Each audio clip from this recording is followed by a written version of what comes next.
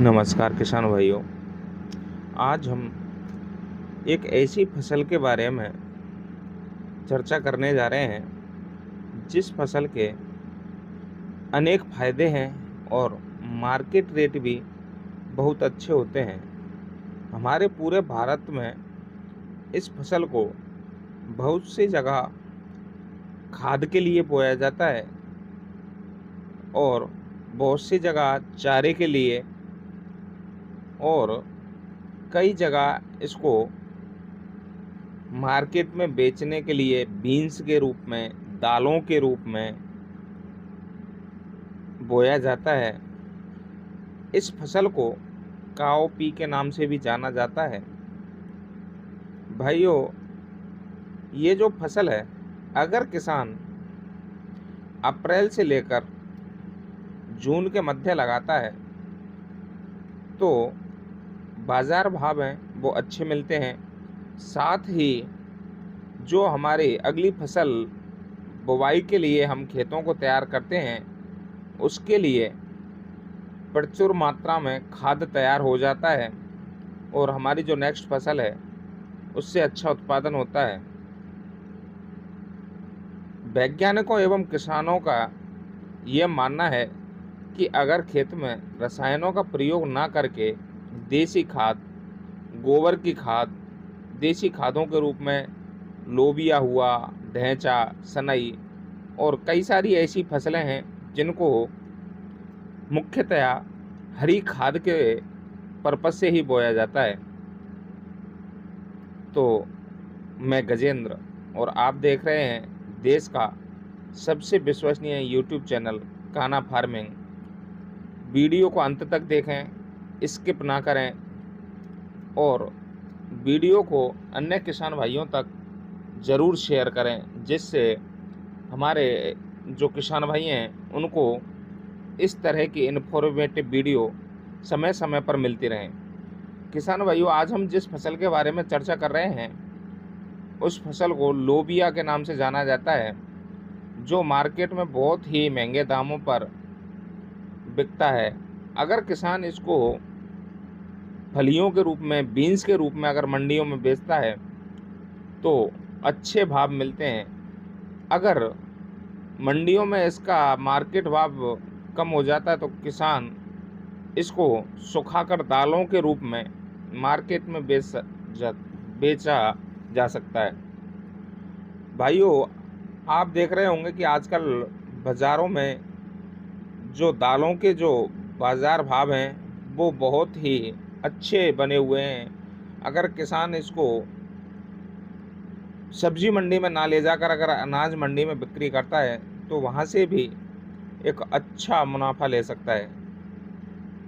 तो अब हम इसकी बुवाई से लेकर कटाई और मढ़ाई तक के जितने भी कार्य होते हैं उन सभी के बारे में चर्चा करते हैं। तो किसान भाइयों, सबसे पहले इसके लिए जो मिट्टी होती है वो बलुई मिट्टी अच्छी होती है जिसमें बहुत ही अच्छे रिजल्ट देखने को मिलते हैं। सबसे पहले अगर कोई भी फसल बोई जाए तो किस्मों का चयन बहुत ही महत्वपूर्ण पहलू होता है।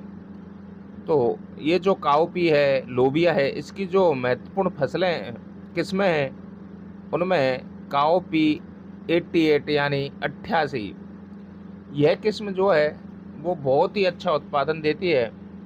प्रति एकड़ इसकी अगर बीजों के रूप में अगर उत्पादन की बात की जाए तो 5 क्विंटल तक प्रति एकड़ अच्छा उत्पादन देती है और हरे चारे के रूप में ये 100 क्विंटल प्रति एकड़ उत्पादन दे सकती है।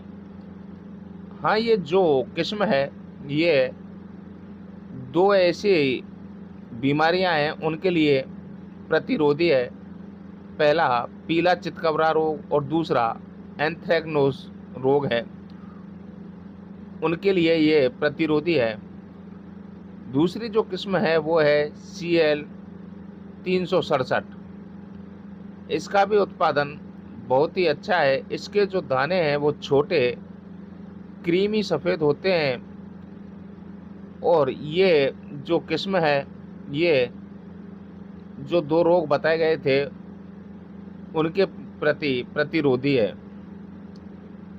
बहुत सी ऐसी हैं जैसे पूसा कोमल, कृषि उन्नति, बहुत सारी ऐसी अच्छी किस्में हैं जो एक अच्छा उत्पादन देती हैं। अगर किसान अच्छी किस्म का चयन कर लेता है तो उसके बाद ज़मीन की तैयारी, ज़मीन को गहरा जोतकर और उसमें जितना हो सके प्रति एकड़ के हिसाब से गोबर की खाद सड़ी गली डालें। अगर किसान सड़ी गली खाद नहीं डालता है तो मिट्टी में दीमक और बहुत सारे रोग आने की संभावना बनी रहती है। अब बिजाई जो करनी है, अगर किसान अगेती फसल करता है तो मार्केट में अच्छे भाव मिलते हैं। अगेती बुवाई के लिए किसान को 15 अप्रैल से लेकर और 15 मई तक बुवाई कर देनी चाहिए और पछेती किस्मों की बुवाई जुलाई के मध्य तक की जा सकती है। इसमें जो लाइन से लाइन की दूरी रखी जाती है वो 30 सेंटीमीटर रखी जाती है और पौधे से पौधे की दूरी 15 सेंटीमीटर रखी जाती है। बोते समय इन गहराई का अवश्य ध्यान रखें कि बीज हमारा जो है वो 4 सेंटीमीटर से ज़्यादा गहराई पर नहीं डालना चाहिए।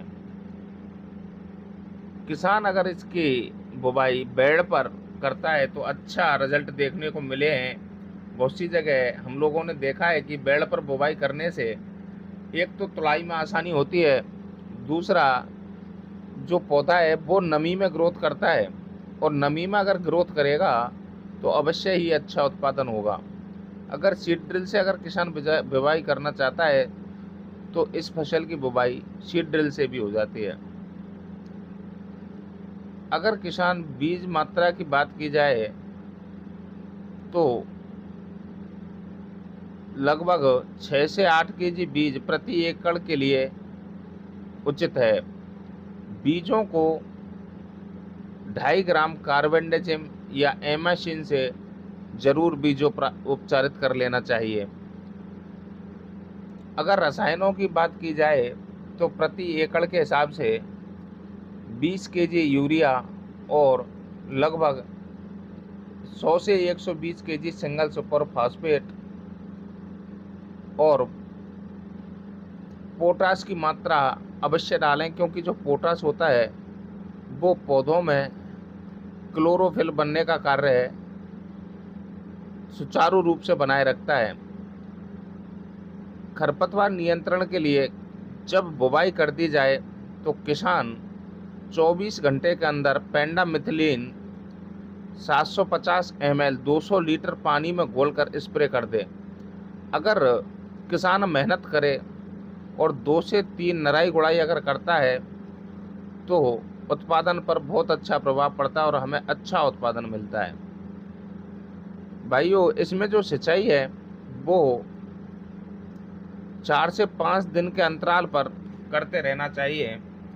ये जो पौधा है ये नमी को बनाए रखता है, फिर भी अगर तापमान ज़्यादा है तो किसान 4 से 5 दिन के अंतराल पर अवश्य सिंचाई करे। अगर खेत की देखभाल की जाए तो जो हमारी फसल है उसमें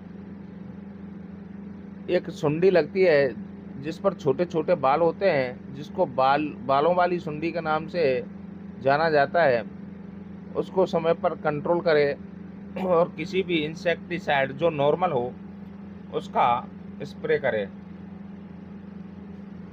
ये जो फसल है लगभग 60 से 70 दिनों में हरी तुड़ाई के लिए, जो फली हैं बीन्स के रूप में तुड़ाई के लिए तैयार हो जाती है। और किसान अगर बीन्स को तोड़कर मार्केट में ले जाना चाहता है तो उसके जो बाज़ार भाव हैं लगभग 40 से 50 रुपये प्रति केजी आसानी से मिल जाते हैं। और जो बीन्स की तुड़ाई है लगभग 4 से 5 दिनों के अंतराल पर करते रहना चाहिए। अगर बीन्स में अगर दानों की साइज मोटी हो जाएगी तो जो बाज़ार भाव हैं वो हमें अच्छे से नहीं मिल पाएंगे। और किसान अगर इसको पकाने के पर्पज़ से अगर बोना चाहता है तो किसान लगभग 100 से 120 दिनों में ये जो फसल है ये पककर तैयार हो जाती है और आसानी से इसको कटाई के बाद हार्वेस्ट कर सकता है। और जब हार्वेस्ट किया जाता है तो जो वेस्टेज के रूप में भूसा बचा हुआ होता है, किसान उसको अपने पशुओं के लिए स्टोर कर सकता है। और ये जो चारा होता है ये बहुत ही अच्छा एवं पौष्टिक एवं पोषक तत्वों से भरपूर चारा होता है। किसान भाइयों, अगर किसान ये जो लोबिया की दाल या फिर सब्जी के रूप में इसको अगर काम में लेता है तो इसमें प्रोटीन, कार्बोहाइड्रेट और बहुत सारे ऐसे पोषक तत्व होते हैं जो मानव जीवन में अति आवश्यक होते हैं। उन सभी पोषक तत्वों की पूर्ति आसानी से इसके जरिए हो जाती है। किसान भाइयों, ये जो लोबिया की खेती है ये एक बहुत छोटे स्तर पर होती है। किसान अगर समय पर जागरूक होकर इस खेती को अगर करता है तो मेरा मानना यह है कि किसान एक अच्छा मुनाफा ले सकता है। कई किसानों से बातचीत में हमने देखा कि प्रति एकड़ अगर कमाई की बात की जाए और उसमें से लागत अलग की जाए तो जो सेफ मुनाफा है वो 2 से 2.5 लाख रुपए देखा है। तो भाइयों, ये जो लोबिया की फसल के बारे में हमने आपको जो जानकारी दी वो आपको कैसी लगी? उस जानकारी को अन्य किसानों तक ज़रूर साझा करें और ज़रूर शेयर करें और हमारी वीडियो को लाइक और हमारे चैनल को सब्सक्राइब करें। धन्यवाद।